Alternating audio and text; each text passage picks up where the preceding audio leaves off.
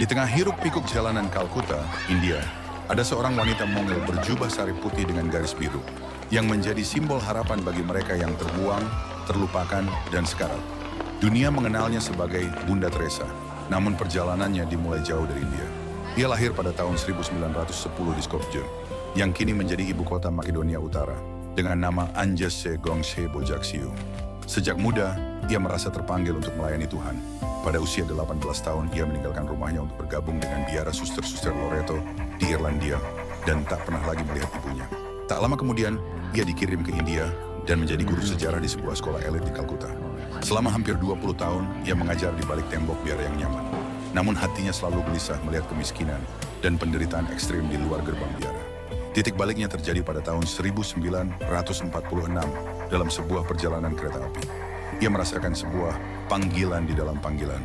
Sebuah suara ilahi yang ia yakini menyuruhnya untuk meninggalkan biara dan melayani orang-orang yang paling miskin di antara kaum miskin.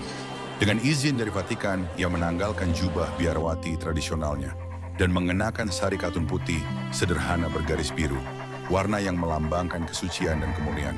Ia melangkah ke kawasan kumuh Kalkuta seorang diri. Awalnya, ia tidak punya apa-apa. Ia mengajar anak-anak jalanan dengan menulis di tanah menggunakan sebatang ranting. Pada tahun 1950, ia mendirikan kongregasi misionaris cinta kasih, Missionaries of Charity. Misi mereka sederhana namun radikal, melayani mereka yang kelaparan, telanjang, tunawisma, buta, penderita kusta, dan semua orang yang merasa tidak diinginkan dan tidak dicintai oleh masyarakat.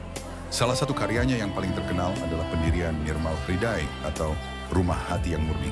Ini adalah tempat bagi orang-orang sekarat yang ditemukan di jalanan. Di sini mereka tidak diberi obat-obatan canggih, melainkan sesuatu yang lebih berharga. Cinta, kebersihan, dan martabat di saat-saat terakhir hidup mereka. Mereka meninggal dalam damai dengan perasaan bahwa ada seseorang yang peduli. Dari Kalkuta, karyanya menyebar ke seluruh dunia. Ia membuka panti asuhan, rumah bagi penderita kusta, dan pusat perawatan bagi penderita AIDS di seluruh dunia.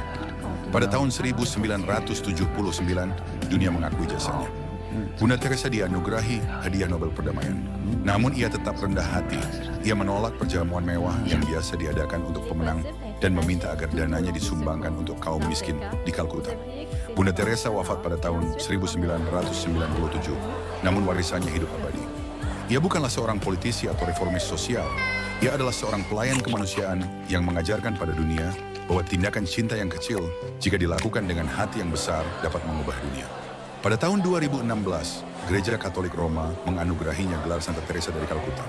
Kisahnya adalah bukti nyata bahwa satu orang dengan keyakinan dan cinta tanpa syarat benar-benar bisa menjadi cahaya di tengah kegelapan.